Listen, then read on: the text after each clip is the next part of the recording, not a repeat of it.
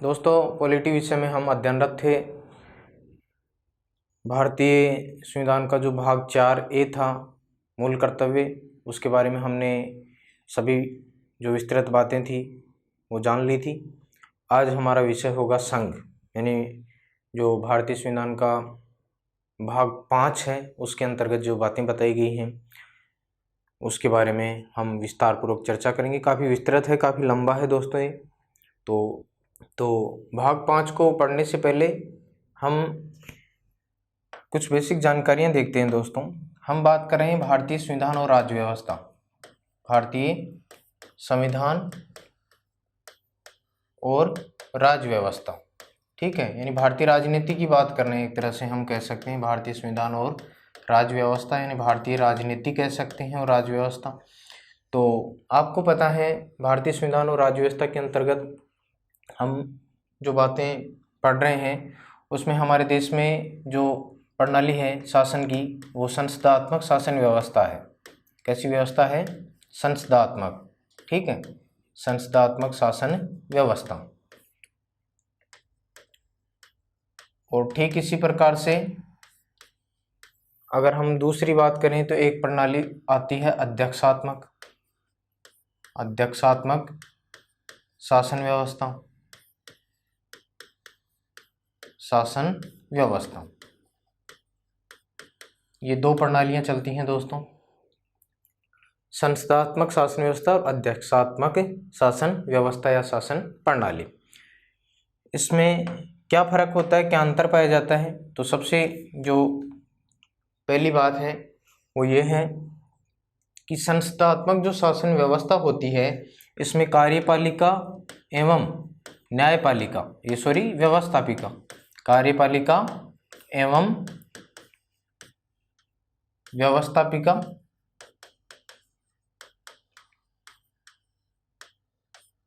के मध्य घनिष्ठ संबंध पाया जाता है। क्या होता है? घनिष्ठ संबंध। कार्यपालिका एवं व्यवस्थापिका के मध्य घनिष्ठ संबंध पाया जाता है। कैसी शासन व्यवस्था में? संसदात्मक शासन व्यवस्था में। जबकि यहाँ पर जो अध्यक्षात्मक शासन व्यवस्था होती है इसमें जो कार्यपालिका होती है, कार्यपालिका एवं व्यवस्थापिका, कार्यपालिका एवं व्यवस्थापिका पूर्णतः क्या होती हैं? अलग अलग, पूर्णतः अलग होती है, ठीक है। यहाँ पर किसी भी प्रकार का कोई घनिष्ठ संबंध नहीं होता है। ये दोनों क्या होती हैं? पूर्णतः अलग होती हैं, यानी दोनों डिफरेंट बातें हैं, संसदात्मक शासन व्यवस्था की और अध्यक्षात्मक शासन व्यवस्था की। अगली जो बात है वो ये है कि कार्यपालिका व्यवस्थापिका के प्रति उत्तरदायी होती है। कार्यपालिका व्यवस्थापिका के प्रति क्या होती है? उत्तरदायी,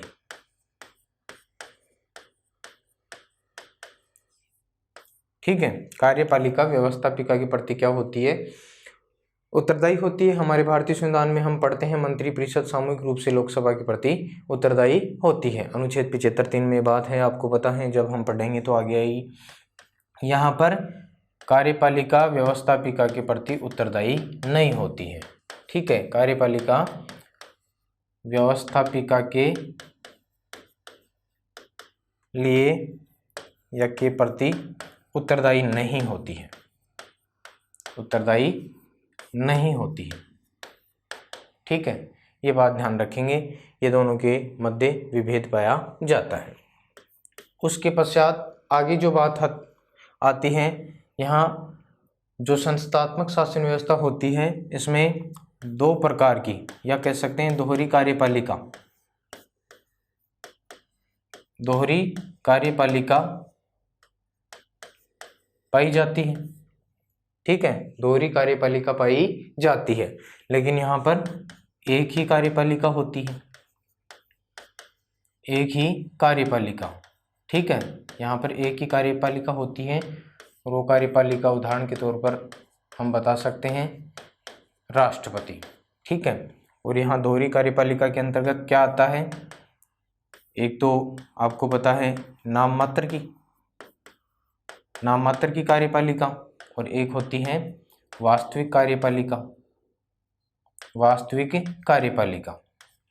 ठीक है, एक तो होती है नाम मात्र की, एक होती है वास्तविक कार्यपालिका। तो शायद यहाँ पर हम लोग दोहरी कार्यपालिका का मतलब संस्थात्मक शासन व्यवस्था, दो प्रकार की कार्यपालिका, नाम मात्र की और वास्तविक। तो नाम मात्र की जो कार्यपालिका होती है वो आपको पता है औपचारिक राष्ट्रपति, और यहाँ पर जो वास्तविक कार्यपालिका होती है पीएम व मंत्रिपरिषद। पीएम यानी प्रधानमंत्री व उसकी मंत्रिपरिषद वास्तविक कार्यपालिका होती है। तो ये दोहरी कार्यपालिका होती है, जबकि एक ही कार्यपालिका होती है संसदीय अध्यक्षात्मक शासन व्यवस्था में, और वो होता है राष्ट्रपति। यहाँ पर जो दोहरी कार्यपालिका होती है, दोहरी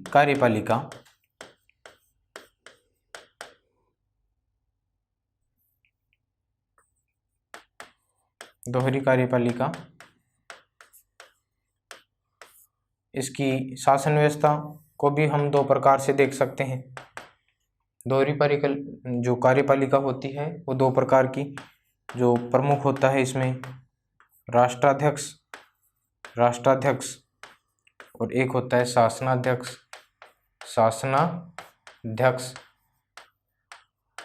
दोहरी कार्यपालिका में दो प्रकार की, जो कहने का मतलब देश का और शासन का प्रमुख अलग अलग होता है। राष्ट्राध्यक्ष यहाँ दोहरी कार्यपालिका में जो होता है वो नाम मात्र होता है, अब हम ऊपर देख चुके हैं ये बात। और ये होता है कौन, राष्ट्रपति। कौन होता है, राष्ट्रपति, यानी राष्ट्राध्यक्ष होता है। शासनाध्यक्ष ये होता है वास्तविक, ये कौन होता है, वास्तविक। पीएम कौन होता है, पीएम यानी प्रधानमंत्री। जबकि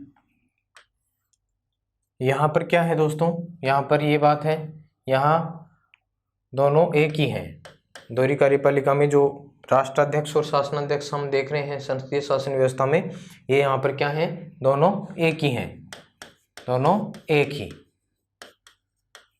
और ये एक ही होने का मतलब यानी अध्यक्षात्मक जो शासन व्यवस्था होती है इसमें राष्ट्राध्यक्ष और शासनाध्यक्ष दोनों एक ही होता है, और वो कौन होता है, राष्ट्रपति होता है। इसका आप सबसे अच्छा उदाहरण देख सकते हैं अमेरिका। कौन सा देश, अमेरिका। और संसदीय जो शासन व्यवस्था होती है, संसदीय शासन प्रणाली होती है, इसका उदाहरण हम देख सकते हैं ब्रिटेन। सबसे अच्छा उदाहरण है कौन सा देश, ब्रिटेन। और ब्रिटेन से हमने ग्रहण की है, तो इसका मतलब हमारे यहाँ भी ऐसी व्यवस्था है भारत में। ठीक है, तो दुनिया भर की बात करते हैं तो सबसे अच्छा उदाहरण संसदीय शासन व्यवस्था का ब्रिटेन है, और अध्यक्षात्मक शासन व्यवस्था का सबसे अच्छा उदाहरण है अमेरिका। ठीक है दोस्तों, मेरे ख्याल से ये बातें आपको समझ में आई होंगी। एक बार पुनः रिपीट कर देते हैं, किसी प्रकार की कोई दिक्कत आपको न हो। देखिए, संस्थात्मक शासन व्यवस्था दो प्रकार की प्रणालियां आधुनिक जो लोकतांत्रिक देश हैं उसमें चलती हैं, एक संस्थात्मक और दूसरी अध्यक्षात्मक। संस्थात्मक जो शासन व्यवस्था होती है उसमें कार्यपालिका और व्यवस्थापिका के मध्य घनिष्ठ संबंध पाया जाता है, जबकि यहाँ पर ऐसा कोई घनिष्ठ संबंध नहीं होता है अध्यक्षात्मक शासन प्रणाली में। कार्यपालिका व्यवस्थापिका के प्रति उत्तरदायी होती है, जबकि अध्यक्षात्मक शासन प्रणाली में किसी प्रकार का कोई उत्तरदायित्व कार्यपालिका का व्यवस्थापिका के प्रति नहीं होता है।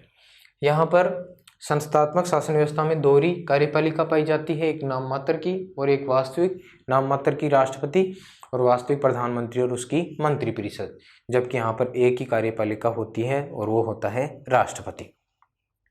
दोहरी कार्यपालिका में हम दो प्रकार के राष्ट्र प्रमुख देख सकते हैं, एक राष्ट्राध्यक्ष के नाम से और दूसरा शासनाध्यक्ष के रूप में जाना जाता है। जो राष्ट्राध्यक्ष होता है वो संवैधानिक प्रमुख होता है देश का, और वो नाम मात्र की कार्यपालिका होती है, ऐसा उदाहरण है राष्ट्रपति। और शासनाध्यक्ष होता है जो वास्तविक कार्यपालिका होती है, और वो होता है देश का प्रधानमंत्री। संसदीय शासन व्यवस्था का सबसे अच्छा उदाहरण है ब्रिटेन। वो व्यवस्था हमने अपने देश में ग्रहण की है, तो हमारा यहाँ पर भी आप देख सकते हैं, क्योंकि हम भारतीय संविधान और राजनीति जो राज्य व्यवस्था है उसके बारे में बातें कर रहे हैं। और यहाँ पर दोहरी कार्यपालिका में जो हम देख रहे हैं राष्ट्राध्यक्ष और शासनाध्यक्ष, वो दोनों एक ही होते हैं। वो कौन होता है? राष्ट्रपति होता है। और इसका सबसे अच्छा उदाहरण कौन सा देश है? अमेरिका है। क्योंकि आपको पता है अमेरिका में जो राष्ट्रपति होता है, अमेरिका में राष्ट्रपति होता है वो निर्वाचित होता है, और वो भी सीधा जनता द्वारा प्रत्यक्ष रूप से, जनता द्वारा प्रत्यक्ष रूप से निर्वाचित। ठीक है, यानी हमारे यहाँ जनता राष्ट्रपति को नहीं चुनती है, जनता की चुने हुए प्रतिनिधियों के माध्यम से राष्ट्रपति का चुनाव होता है, जबकि राष्ट्रपति का चुनाव अमेरिका में जनता सीधे तौर पर चुनती है। कहने का मतलब यहाँ ये प्रतिनिधि सभा या सीनेट का सदस्य नहीं होता है। इसका मतलब यहाँ जो पावर होती है प्रमुख रूप से देश की, वो किसके पास में होती है? राष्ट्रपति के पास में होती है। और यहाँ पर जो मंत्री होते हैं, मंत्रिपरिषद कह सकते हैं। अमेरिका में जो मंत्रिपरिषद होती है वो भी किसके तौर पर काम करती है? एक सहायक के तौर पर कार्य करती है। मंत्रिपरिषद भी किसके तौर पर कार्य करती है? सहायक के तौर पर कार्य करती है। और ये बहुमत के आधार पर इनका न तो चुनाव होता है और न ही किसी सदन के सदस्य होते हैं। कौन? मंत्रिपरिषद। ये किसके ऊपर निर्भर करता है?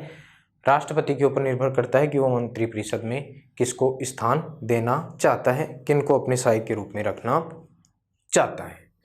तो ये कुछ प्रमुख बातें थी दोस्तों, जो हमें संस्थात्मक और अध्यक्षात्मक शासन व्यवस्था के बारे में जानकारियाँ प्रदान करती हैं, ताकि हम अब जो भारतीय संविधान का भाग 5 पढ़ने जा रहे हैं तो उससे पहले हमें इन बातों के बारे में गौर करना जरूरी था, आवश्यक था। अब हम आगे अध्ययन करेंगे नेक्स्ट भाग 5। भाग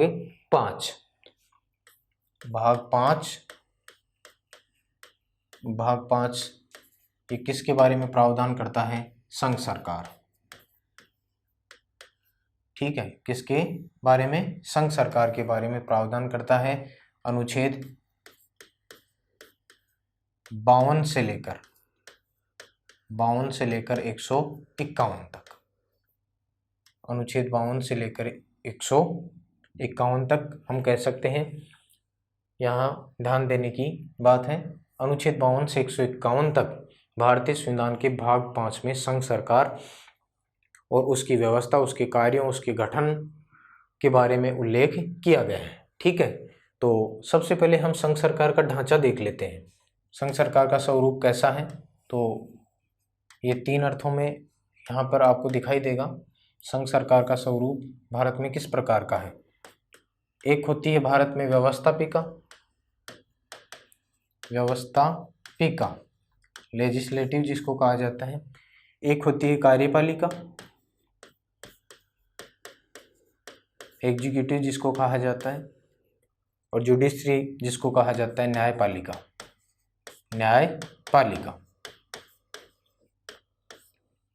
ठीक है, ये 3 प्रकार का स्वरूप होता है संघ सरकार का। हम यहाँ इनके बारे में अध्ययन करेंगे। कार्यपालिका का उल्लेख अनुच्छेद 52 से लेकर 78, अनुच्छेद 52 से लेकर 78 तक। ठीक है, जो भारत की व्यवस्थापिका है इसका जो उल्लेख है अनुच्छेद 79 से 123, अनुच्छेद 79 से लेकर 123 तक है। और जो न्यायपालिका है इसका उल्लेख अनुच्छेद 124 से 147 तक है। ठीक है, यह आप ध्यान रखेंगे। इस प्रकार की व्यवस्था है कार्यपालिका, व्यवस्थापिका और न्यायपालिका। सब लोग अच्छे से जानते हैं इस बात को। कानूनों का निर्माण या विधायिका जिसको कहा जाता है वो व्यवस्थापिका के द्वारा किया जाता है। उन कानूनों का क्रियान्वयन किस प्रकार से करना है, लागू किस प्रकार से करना है, ये कार्य कौन करता है? कार्यपालिका करती है। और उनकी निगरानी, परीक्षण और जांच कार्य करने का, न्याय करने का जो कार्य होता है वो न्यायपालिका के द्वारा होता है। तो इस प्रकार से हम अनुच्छेद 52 से लेकर 151 तक जो बातें कर रहे हैं उसमें 52 से 78 तक कार्यपालिका आ जाएगा, व्यवस्थापिका अनुच्छेद 79 से 123 के मध्य और न्यायपालिका अनुच्छेद 124 से 147। यहाँ 151 दिख रहा है, तो 48, 148, 149, 150, 51, इसमें जो बातें बताई गई हैं वो किसके बारे में बताई गई हैं वो हम आगे देखेंगे। जो भारत का नियंत्रक और महालेखा परीक्षक है उसके बारे में यहाँ जानकारी बताई गई है। वो भी भारतीय संविधान के भाग 5 के अंतर्गत संघ सरकार का ही एक पदाधिकारी होता है। कार्यपालिका के अंतर्गत कौन कौन शामिल होता है? तो कार्यपालिका के अंतर्गत एक हो जाएगा राष्ट्रपति। कौन हो जाएगा? राष्ट्रपति। राष्ट्रपति के बाद में हो जाएगा उपराष्ट्रपति, राष्ट्रपति, उपराष्ट्रपति। उसके बाद में प्रधानमंत्री आ जाएगा। प्रधानमंत्री के बाद में मंत्रिपरिषद एक की कह सकते हैं, क्योंकि मंत्रिपरिषद का ही जो प्रधान होता है वो प्रधानमंत्री होता है। और इसके अलावा एक होता है भारत में जो अटॉर्नी जनरल होता है, महान्यायवादी। अनुच्छेद 76 के अंतर्गत इसका उल्लेख किया गया है। तो ये भी कार्यपालिका का ही अंग माना जाता है। ये ध्यान रखेंगे, ये प्रमुख जो पदाधिकारी हैं वो कार्यपालिका के भाग माने जाते हैं। व्यवस्थापिका, व्यवस्थापिका के अंतर्गत हमारी आ जाएगी कौन? संसद। तो संसद में आपको पता है 2 सदन हैं, एक लोकसभा, पहले राज्यसभा को देख लें, राज्यसभा और लोकसभा, राज्यसभा और लोकसभा। ठीक है, अनुच्छेद 79 में संसद के बारे में, 80 राज्यसभा और 81 लोकसभा के बारे में। संसद के अंतर्गत ही आपको पता है राष्ट्रपति भी आएगा, क्योंकि संसद के द्वारा कानूनों का निर्माण किया जाता है और वो कानून तब तक प्रभावी नहीं होंगे जब तक राष्ट्रपति अपने उन विधेयकों पर हस्ताक्षर नहीं कर देता है। राज्यसभा या लोकसभा जिन विधेयकों को पारित करते हैं वो कानून अधिनियम तभी बनते हैं जब राष्ट्रपति अपनी सहमति देता है। तो ये भी व्यवस्थापिका का भाग आता है। प्रमुख रूप से 2 सदन ध्यान रखेंगे, राज्यसभा और लोकसभा। और न्यायपालिका में क्या आ जाएगा? तो यहाँ पर सर्वोच्च न्यायालय। सर्वोच्च न्यायालय जो भारत का उच्चतम न्यायालय है वो न्यायपालिका के अंतर्गत आएगा। हम बात कर रहे हैं संघ सरकार की, तो अनुच्छेद 124 से लेकर 147 तक किसके बारे में बातें हैं? तो ये आप ध्यान रखेंगे सर्वोच्च न्यायालय के बारे में। यहाँ पर आप ध्यान रखेंगे नियंत्रक और महालेखा परीक्षक, नियंत्रक और महालेखा परीक्षक। ठीक है, नियंत्रक और महालेखा परीक्षक, महालेखा परीक्षक, नियंत्रक और महालेखा परीक्षक। ठीक है, और इसका उल्लेख है अनुच्छेद 148 से लेकर 151 के बीच में। तो एक पार्ट ये भी है जो संघ सरकार के अंतर्गत ही आता है। अब हम देख सकते हैं अनुच्छेद 52 से 151, यानी 52 से कार्यपालिका से शुरू होकर 151 नियंत्रक और महालेखा परीक्षक तक ये बातें हैं। इसको हम विस्तार पूर्वक पढ़ेंगे, तब जाकर हमारे भारतीय संविधान का जो भाग 5 है वो हमारे समझ में आएगा।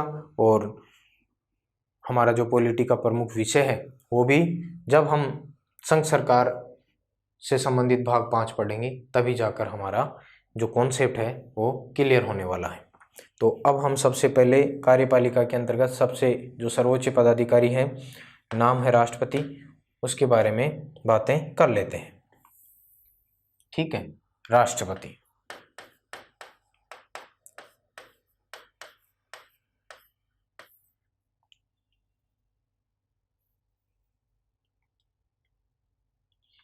राष्ट्रपति, तो राष्ट्रपति के बारे में देखिए, सबसे पहले हम अगर बातें करें तो अगर हम किसी पदाधिकारी को पढ़ने जा रहे हैं तो अगर हम अनुच्छेद जो आर्टिकल है उसके माध्यम से पढ़ेंगे तो हमें सुविधा तो होने वाली है, लेकिन जो विस्तारपूर्वक इसके बारे में हम क्रमबद्ध रूप से पढ़ेंगे वो चीज़ें हमारे सामने एकदम से निकल कर नहीं आएगी।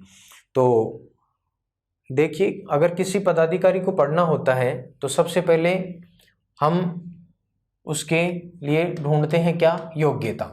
क्या ढूंढते हैं? योग्यता। ठीक है, अगर कोई भी व्यक्ति योग्य है तभी वो आगे कार्य कर सकता है। अगर किसी पदाधिकारी को आप लोगों को पढ़ना है तो इस प्रकार से अगर आप क्रम ध्यान रख लेंगे तो आसान हो जाएगा आपके लिए। प्रतिकारी, योग्यता के बाद में होता है निर्वाचन, ठीक है। निर्वाचन के बाद में क्या होता है? शपथ, शपथ के बाद में होता है कार्यकाल, कार्यकाल के बाद में क्या होता है? वेतन, वेतन के बाद में क्या होता है? त्यागपत्र, और पद से हटाना। अगर किसी कारणवश कोई अन्य परिस्थिति उत्पन्न हो जाती है तो बीच में भी उसको कार्यकाल से, पद से हटाया जा सकता है। तो अगर किसी पदाधिकारी को हम पढ़ने जा रहे हैं तो इसके लिए हमें इस प्रकार का एक फॉर्मेट ध्यान में रखना होगा। अब दोस्तों इस चीज़ को हम अपने ऊपर भी जोड़कर देख सकते हैं। हम आप लोग हैं, जैसे आप कंपटीशन एग्ज़ाम की तैयारी कर रहे हैं तो एग्ज़ाम की तैयारी करने का पहला जो अर्थ है, पहला जो पड़ाव है वो यही है कि आप लोग क्या हैं? योग्य हैं। क्या हैं? योग्य हैं, तैयारी कर रहे हैं। और एग्ज़ाम क्लियर करके जब आपका क्या होगा? चुनाव होगा। क्या होगा? चुनाव होगा। अगर योग्य हैं, भर्ती में अगर आप सफलता प्राप्त कर लेते हैं, उम्मीद करता हूँ सभी लोग सफल होंगे, तो आपको एक तरह से क्या कर लिया जाता है? चुनाव कर लिया जाता है या आपकी नियुक्ति हो जाती है। एक ही बात है, या तो नियुक्ति या निर्वाचन। उसके बाद में निर्वाचन होने के बाद में, नियुक्ति होने के बाद में आप लोगों को क्या दिलाई जाती है? शपथ दिलाई जाती है। एक राष्ट्रपति भी उतना ही बड़ा है जितने आप लोग हैं, ठीक है। तो शपथ होगी, योग्यता, निर्वाचन, उसके बाद में शपथ हो जाएगी कि मैं अमुक पद पर काम करूंगा तो संविधान के उद्देश्यों के प्रति, भारत के प्रति निष्ठा बनाए रखने की, भारत की संप्रभुता, एकता, अखंडता की रक्षा करते हुए अपने कार्यों का निर्वहन करूंगा। इस प्रकार के शपथ दिलाई जाती है। जैसे राष्ट्रपति को उसके पद की दिलाई जाती है, ठीक उसी प्रकार से आपको भी इस प्रकार की शपथ लेनी होती है, चाहे वो आपका जो नियुक्ति पत्र हो उसी में मिले। कार्यकाल कितना होगा? राष्ट्रपति का 5 वर्ष होता है, ठीक है। उसी प्रकार से आपका कार्यकाल कितना होगा? 58 वर्ष, 60 वर्ष, ठीक है। जिस प्रकार से जितनी आपकी सेवा होगी उस हिसाब से कार्यकाल निर्धारित होता है। वेतन कितना मिलेगा? राष्ट्रपति को 5 लाख मिलता है तो आप लोगों को उस कार्य के बदले कितना वेतन मिलने वाला है, तो ये सारा सरकार विधि बनाकर तय करती है। जब आपका कार्यकाल समाप्त हो जाता है तो आप त्यागपत्र देंगे। ठीक इसी प्रकार से जो हम पढ़ने जा रहे हैं राष्ट्रपति, वो भी इसी प्रकार कार्य करेगा। कार्यकाल समाप्ति के पश्चात त्यागपत्र उसे भी देना होता है। ठीक उसी प्रकार से जब आपका कार्यकाल सेवा समाप्ति हो जाती है तो त्यागपत्र आपको देना पड़ता है। अगर किसी प्रकार से गलत किए जाने पर, असंवैधानिक कृत्य किए जाने पर, जिस प्रकार राष्ट्रपति संविधान का अतिक्रमण करता है तो उसके ऊपर महाभियोग लाया जा सकता है। ठीक उसी प्रकार अपने सेवा काल के दौरान आप लोग किसी प्रकार से गलत गतिविधियों में अगर लिप्त पाए जाते हैं तो आपको भी कार्यकाल में ही पद से क्या किया जा सकता है? हटाया जा सकता है। ठीक यही बातें जो राष्ट्रपति पर लागू होती हैं, जो भारत का सर्वोच्च नागरिक है, सबसे बड़ा नागरिक है, वही बातें आम आदमी की जो जीवन शैली है उसमें निर्धारित होती है दोस्तों। तो इसी प्रकार से हम सभी चीज़ों को जानने की कोशिश करेंगे। अगर हम बेसिकली देखें तो देखिए, राष्ट्रपति के बारे में शुरुआत में जो बातें आती हैं अनुच्छेद 52 से लेकर 62 तक आती हैं। अनुच्छेद 52 से 62 के बीच में जो इससे जो जुड़ी हुई चीज़ें हैं उसके बारे में उल्लेख है। एक बार मैं मोटे तौर पर आपको बता देता हूँ। अनुच्छेद 52 में क्या है? भारत का एक राष्ट्रपति होगा। भारत का क्या होगा? भारत का एक राष्ट्रपति होगा, ठीक है। ये बात लिखी हुई है भारतीय संविधान का। शब्दों के दृष्टिकोण से देखा जाए तो सबसे छोटा अनुच्छेद भी है अनुच्छेद 52। कौन सा? अनुच्छेद 52। शब्दों के दृष्टिकोण से देखा जाए तो सबसे छोटा अनुच्छेद है, भारत का एक राष्ट्रपति होगा। उसके बाद में अनुच्छेद 53 है, उसमें क्या बात बताई गई है? राष्ट्र की समस्त कार्यपालिका शक्तियाँ, राष्ट्र की समस्त कार्यपालिका शक्तियाँ राष्ट्रपति में निहित होंगी। समस्त कार्यपालिका शक्तियाँ किस में निहित होंगी? राष्ट्रपति में निहित होंगी, ठीक है। ये बात अनुच्छेद 53 में बताई गई है। एक बार मोटे तौर पर ही मैं आपको बता रहा हूँ, उसके बाद में डिटेल में हम जानने की कोशिश करेंगे। अनुच्छेद जो 54 है इसमें क्या बताया गया है? अनुच्छेद 54 में बताया गया है राष्ट्रपति का निर्वाचक मंडल, राष्ट्रपति का निर्वाचक मंडल, राष्ट्रपति का जो निर्वाचक मंडल है कैसा होगा? अनुच्छेद 55 राष्ट्रपति की निर्वाचन पद्धति, चुनाव की पद्धति, ठीक है, जो हमने आयरलैंड से ग्रहण की है राष्ट्रपति की निर्वाचन पद्धति। उसके बाद में अनुच्छेद 56 आ जाता है, राष्ट्रपति का कार्यकाल कितना होगा?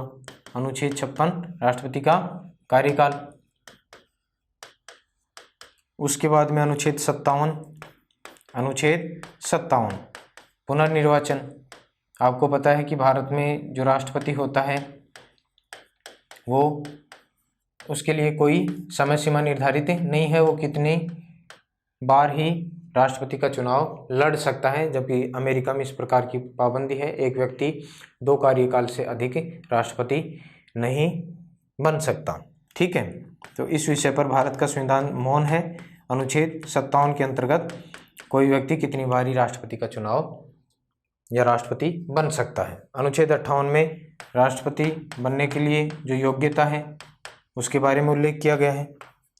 अनुच्छेद 59 में किसके बारे में उल्लेख किया गया है?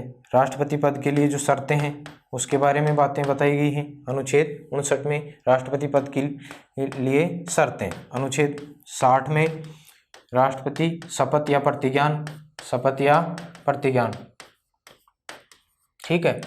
और उसके बाद में अनुच्छेद 61 राष्ट्रपति पर महाभियोग, राष्ट्रपति पर क्या लगाया जाएगा?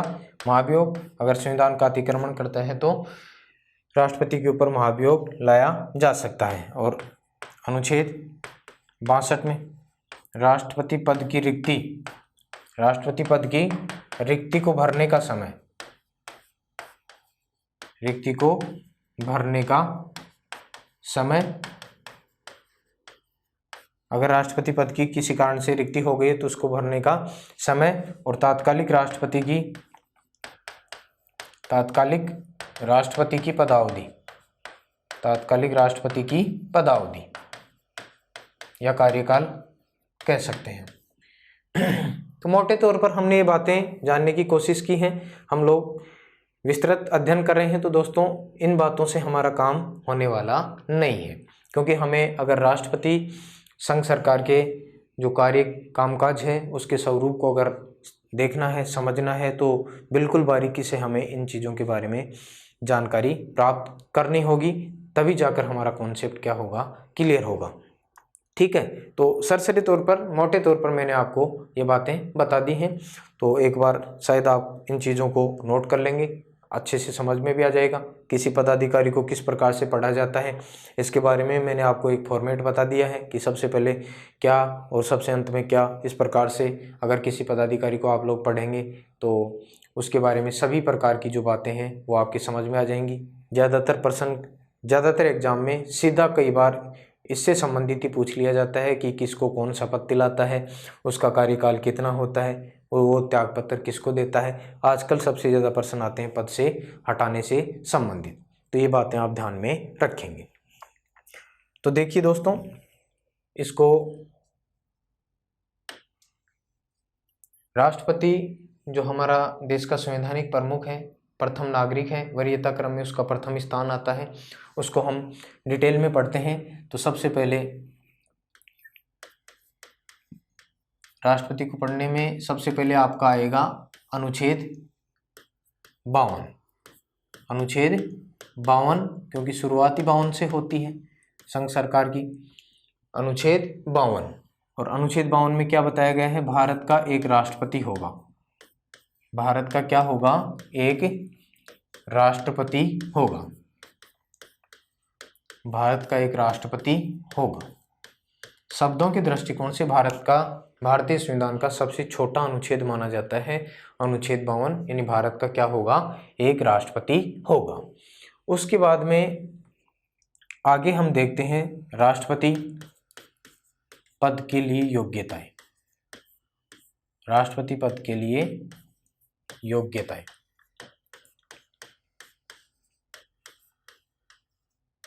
इस प्रकार से अगर हम पढ़ेंगे तो मेरे ख्याल से आपको सभी चीज़ें समझ में आएंगी। भारत का प्रथम नागरिक वरीयता क्रम में प्रथम स्थान आता है किसका? राष्ट्रपति का। और ठीक इसी प्रकार से उल्लेखित है भारतीय संविधान के अनुच्छेद 52 में कि भारत का क्या होगा? एक राष्ट्रपति होगा। 53 मैंने अभी आपको जस्ट पहले बताया था कि राष्ट्र की समस्त कार्यपालिका शक्तियाँ किस में निहित होंगी? राष्ट्रपति में निहित होंगी, जिनका प्रयोग वह स्वयं अपने अधीनस्थों के माध्यम से करेगा। वो बातें आगे आ जाएंगी। अब हम डिटेल में, जिस प्रकार से मैंने आपको पिछले पृष्ठ पर बताया था फॉर्मेट, तो उस प्रकार से हम अध्ययन करने की कोशिश करते हैं, जानने की कोशिश करते हैं। राष्ट्रपति पद के लिए जो योग्यताएं हैं, इसका उल्लेख किस में है? उल्लेख अनुच्छेद 58 में। उल्लेख अनुच्छेद 58 में है। ठीक है, राष्ट्रपति के लिए जो योग्यताएं हैं वो किस में है? अनुच्छेद 58 में है। अब योग्यताएं क्या होंगी? तो पहली योग्यताएं ध्यान रखेंगे आप, भारत का मूल नागरिक। भारत का क्या हो? मूल नागरिक। ऐसी कोई शब्दावली नहीं है दोस्तों, भारत का नागरिक होना चाहिए। यहाँ पर ऐसी कोई शब्दावली नहीं है कि मूल हो, जरूरी नहीं है। कोई विदेशी जो भारत का, जिसके पास में भारत की नागरिकता है और भारत में वो रह रहा है, भारत में कार्य कर रहा है, ठीक है, अगर उसके पास में भारत की नागरिकता है तो भी भारत का क्या बन सकता है? राष्ट्रपति बन सकता है। ठीक है, तो ऐसी कोई बात नहीं है कि मूल रूप से ही भारतीय होना चाहिए। भारत का क्या होना चाहिए दोस्तों? नागरिक होना चाहिए। उसके पास में भारत की क्या हो? नागरिकता होनी चाहिए। भारत में लंबे समय से रह रहा हो और भारत सरकार के अधीन जितने जो कार्यक्रम है उसमें संलिप्त हो, जुड़ा हुआ हो। उसके बाद में अगली जो बात आती है, 35 वर्ष की आयु पूर्ण कर चुका हो। आयु क्या कर चुका हो? पूर्ण कर चुका हो।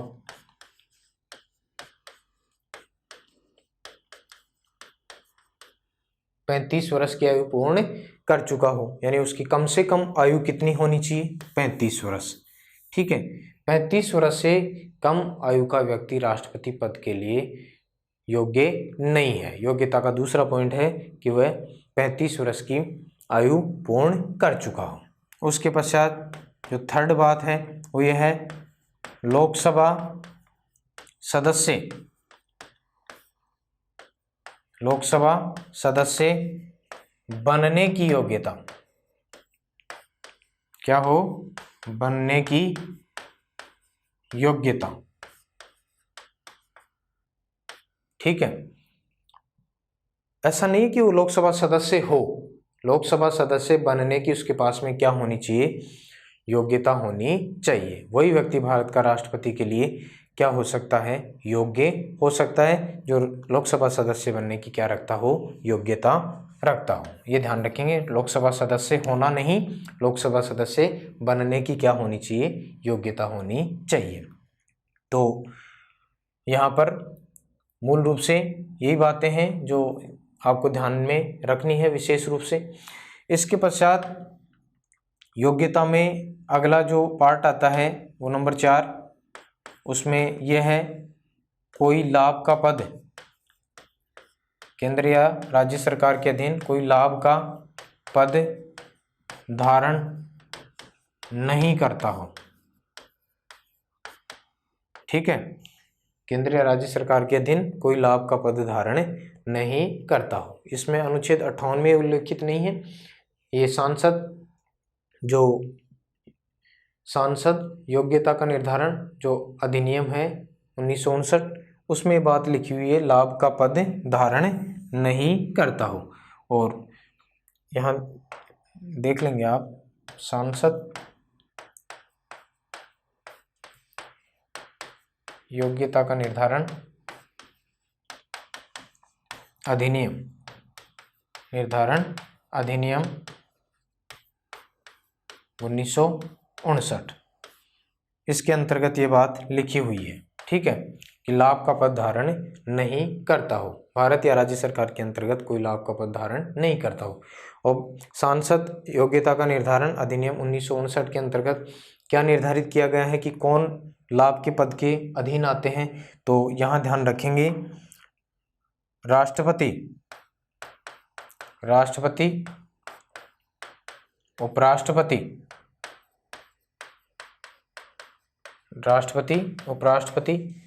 राज्यपाल,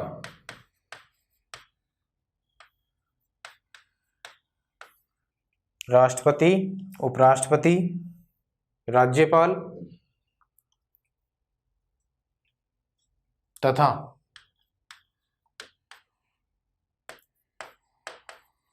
संघ या राज्य सरकार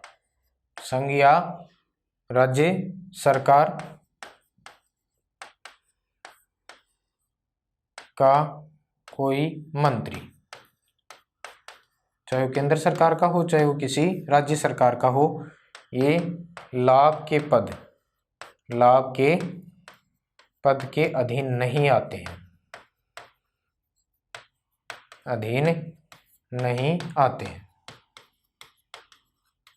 ये ध्यान रखेंगे। कौन कौन दोस्तों? राष्ट्रपति, उपराष्ट्रपति, राज्यपाल, केंद्र सरकार का, राज्य सरकार का कोई भी मंत्री, ये लाभ के पद के अधीन नहीं आते हैं। यहाँ मेरे ख्याल से आप योग्यता के बारे में बात जान गए होंगे कि कोई भी लाभ का पद धारण नहीं करता हो। अगर कोई व्यक्ति राष्ट्रपति है, अगर कोई व्यक्ति उपराष्ट्रपति है, अगर कोई व्यक्ति राज्यपाल है, अगर कोई व्यक्ति संघ या राज्य सरकार के अधीन पदों पर मंत्री है, तो लाभ के पद के दायरे में नहीं आता है। ये निर्धारित किया गया था सांसद योग्यता का निर्धारण अधिनियम 1959 के अंतर्गत। और एक पॉइंट और देख लेंगे आप यहाँ, शारीरिक और मानसिक रूप से, शारीरिक और, इसका उल्लेख नहीं है हालांकि ध्यान रखेंगे, शारीरिक और मानसिक रूप से अक्षम न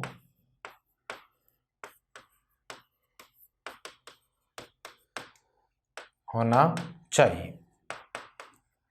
कहने का मतलब पागल या जो दिवालिया घोषित व्यक्ति है वो राष्ट्रपति पद के लिए योग्य नहीं है, इसका मतलब यही है।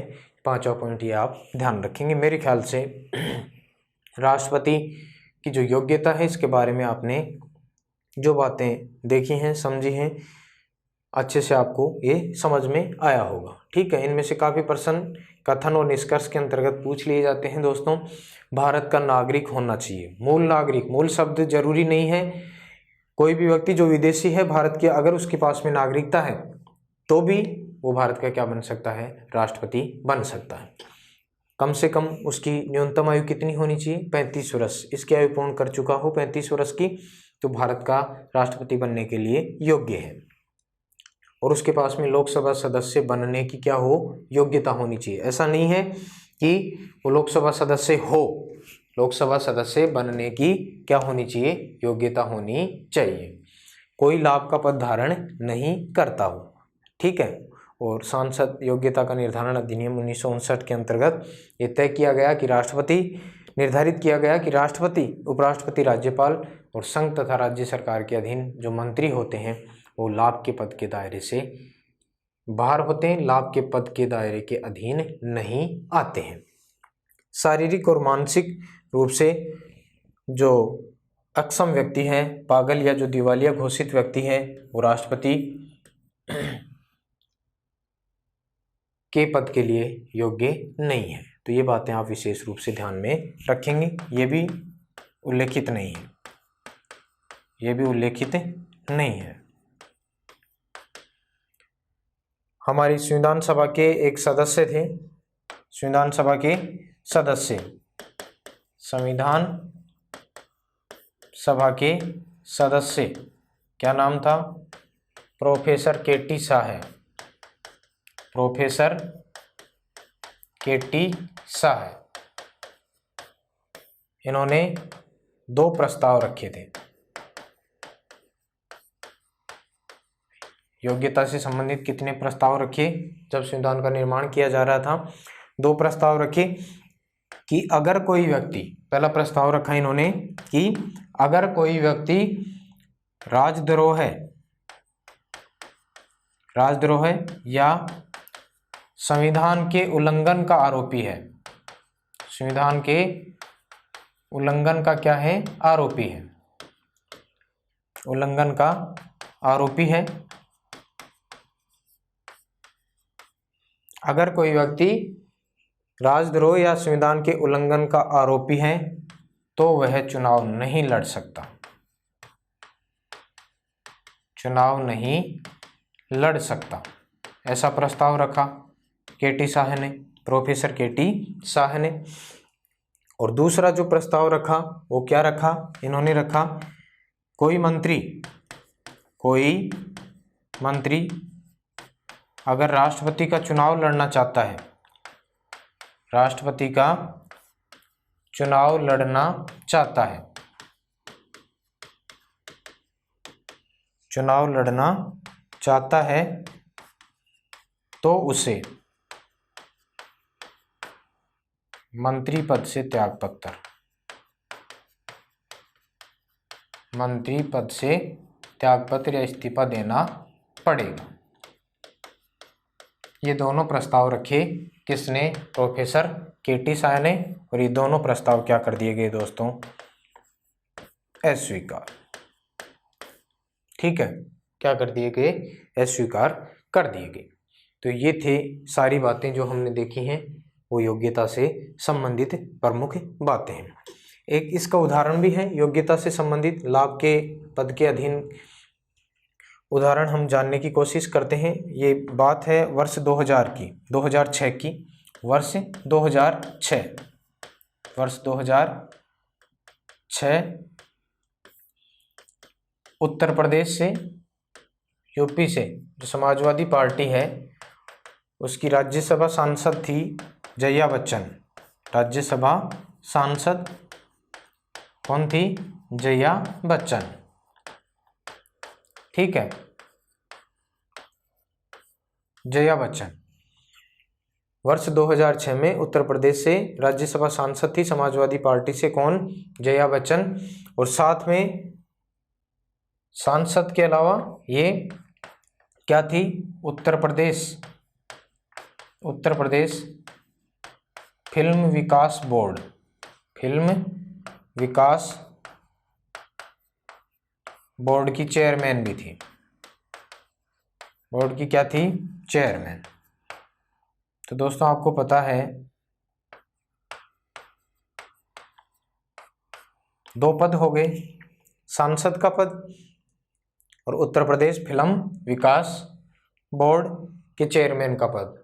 तो आपको पता है ये तो आ गया लाभ का पद, क्या हो गया, लाभ का पद हो गया।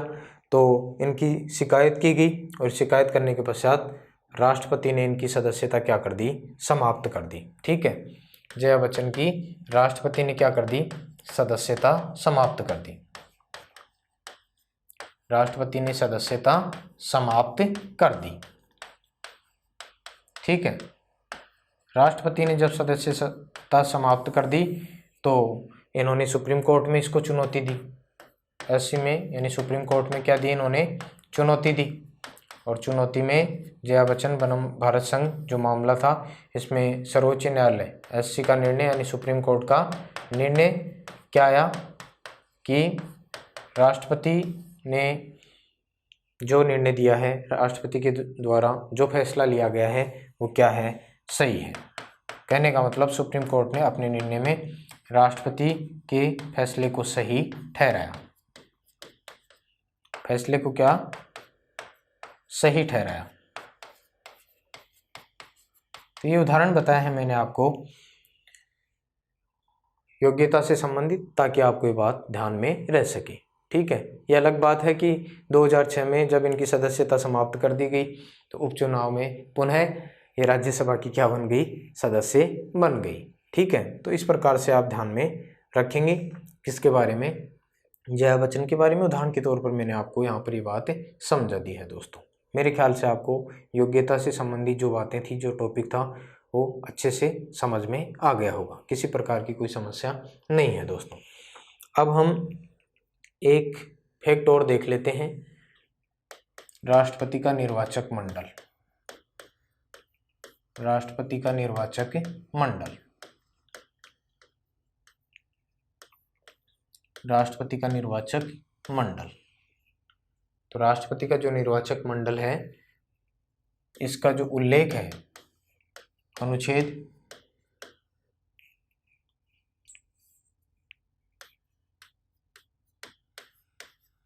54 में, उल्लेख अनुच्छेद 54।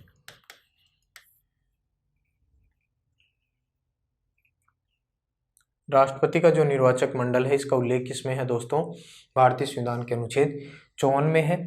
और राष्ट्रपति के निर्वाचक मंडल के अंतर्गत इसमें निर्वाचक का मतलब, ये जो निर्वाचक शब्द है इसका मतलब क्या होता है? वोटर होता है। राष्ट्रपति चुनाव में जो वोटर होता है वो क्या कहलाता है? निर्वाचक कहलाता है।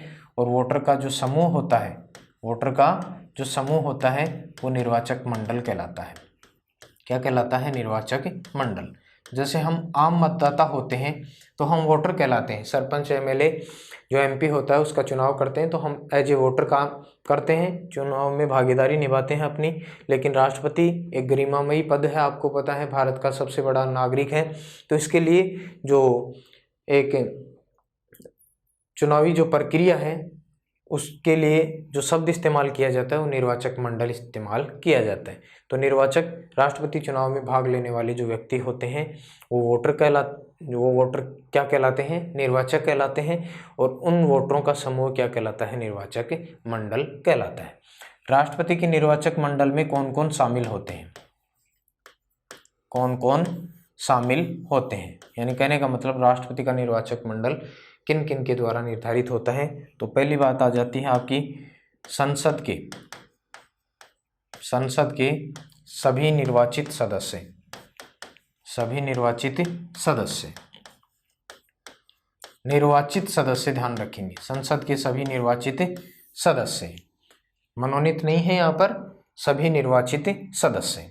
उसके बाद में दूसरा आ जाता है राज्य विधानसभाओं के, विधान परिषद नहीं है, ध्यान रखेंगे, राज्य विधानसभाओं के सभी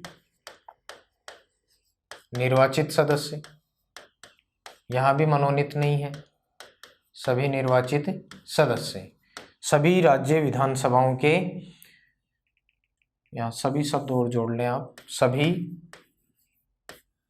राज्य विधानसभाओं के निर्वाचित सदस्य। यहाँ पर भी कौन सा शब्द है? निर्वाचित सदस्य शब्द है। और इसके बाद में थर्ड है केंद्र शासित या संघ शासित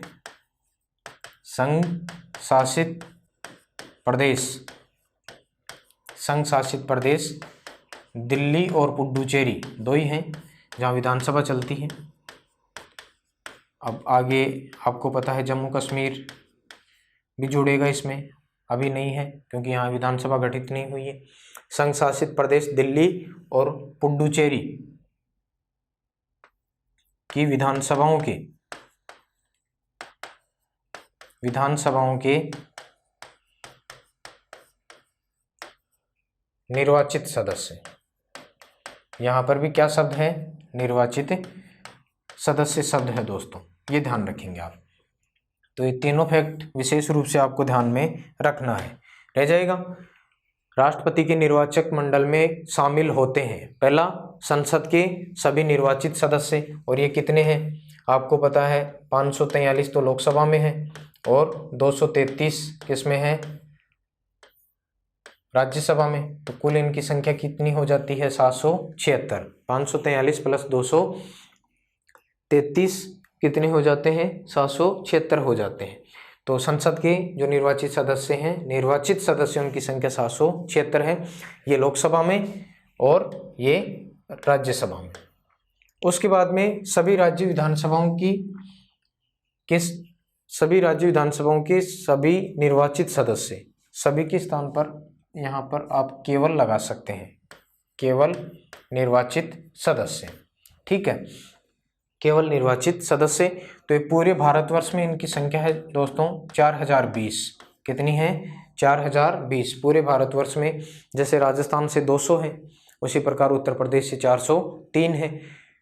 कई राज्यों में तो बिल्कुल भी इनकी संख्या नगण्य है, जैसे पुडुचेरी में 30 ही है, दिल्ली में 70 है, गोवा में 40 है, सिक्किम में 32 है। इस प्रकार से ध्यान रखेंगे आप। तो सभी राज्य विधानसभाओं के सदस्य, जो निर्वाचित सदस्य मिलकर इनकी संख्या हो जाती है 4020। और केंद्र शासित प्रदेश दिल्ली से जो सदस्य हैं विधानसभा के वो 70 हैं, और पुडुचेरी से कितने हैं, 30 हैं। तो इनकी संख्या हो जाती है कितनी, 100।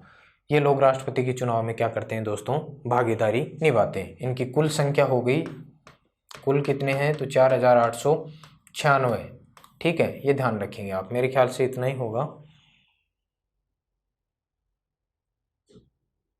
हाँ, 4896 ये लोग निर्वाचक मंडल में शामिल होते हैं जो राष्ट्रपति को वोट देते हैं। इनमें से अगर किसी का स्थान रिक्त भी है तो भी राष्ट्रपति का चुनाव समय पर ही होगा। ये भारतीय संविधान का अनुच्छेद 71 कहता है कि इनमें से राष्ट्रपति के निर्वाचक मंडल में अगर कोई स्थान रिक्त है तो भी राष्ट्रपति का चुनाव समय पर होगा। ठीक है, अनुच्छेद 71 में ये बात कही गई है। उसके बाद में पहले जब हमारे भारतीय संविधान का निर्माण किया गया तो मूल संविधान में ये बातें नहीं थी दोस्तों। कौन सी, तीसरी, संघ शासित प्रदेश दिल्ली और पुडुचेरी के जो विधानसभा के निर्वाचित सदस्य हैं वो राष्ट्रपति के चुनाव में भाग लेंगे। इसका जो उल्लेख किया गया, कब किया गया, तो इसके लिए भारतीय संविधान में एक अमेंडमेंट किया गया था, 70वां संविधान संशोधन 1992। 70वां संविधान संशोधन 1992। ठीक है, 70वां संविधान संशोधन 1992 ये लागू हुआ था कब, 1995 में। कब हुआ था, 1995 में। 70वां संविधान संशोधन 1992 के द्वारा दिल्ली और पुडुचेरी विधानसभा सदस्यों को के निर्वाचित सदस्यों को राष्ट्रपति के निर्वाचक मंडल में क्या किया गया, शामिल किया गया। और इन्होंने प्रथम बार कब भाग लिया, तो ध्यान रखेंगे 1997 में। दिल्ली और पुडुचेरी के जो विधानसभा सदस्य थे उन्होंने राष्ट्रपति चुनाव में पहली बार, प्रथम बार भाग लिया। कब, 1997 में। 1997 में ये बात आपको विशेष रूप से ध्यान में रखनी है। मेरे ख्याल से आपको ये बातें समझ में आ गई होंगी, किसी प्रकार की कोई समस्या नहीं है। ठीक है, तो यहाँ पर संविधान सभा के 2 सदस्य थे, एक प्रोफेसर केटी शाह है और सैयद करीमुद्दीन। प्रोफेसर केटी शाह है, उनके बारे में भी एक बात जानने की कोशिश करते हैं। और सैयद करीमुद्दीन, इन दोनों ने एक ही प्रस्ताव रखा, सेम इसी प्रकार का। सैयद करीमुद्दीन जब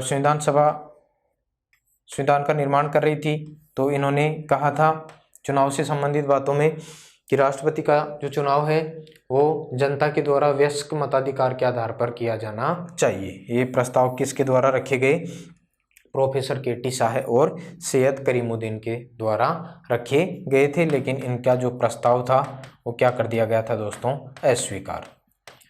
इन्होंने क्या प्रस्ताव रखा कि राष्ट्रपति का चुनाव जनता के द्वारा वयस्क मताधिकार के आधार पर किया जाना चाहिए। किन्होंने रखा, प्रोफेसर केटी शाह और सैयद करीमुद्दीन ने। इनके प्रस्ताव को क्या कर दिया गया था, अस्वीकार कर दिया गया था। तो मेरे ख्याल से जो हमने पढ़ा है राष्ट्रपति का निर्वाचक मंडल, इसकी प्रमुख बातें आपको अच्छे से समझ में आई होंगी। किसी प्रकार की कोई समस्या आपको यहाँ पर नहीं है। यहाँ पर केवल शब्दों का ही खेल है दोस्तों, जो आपको ध्यान में रखना है। ठीक है, यहाँ पर मनोनीत निर्वाचित ऐसे शब्द जोड़ देता है और वहीं पर सब आपका जो क्वेश्चन है वो आसानी से आते हुए भी आपको क्या हो जाता है, गलत कर बैठते हैं। तो इन चीज़ों को आप बारीकी से देखेंगे, आपको किसी प्रकार की कोई दिक्कत होने वाली नहीं है। तो आज की क्लास के लिए हम अपना विषय यहीं पर विराम देते हैं।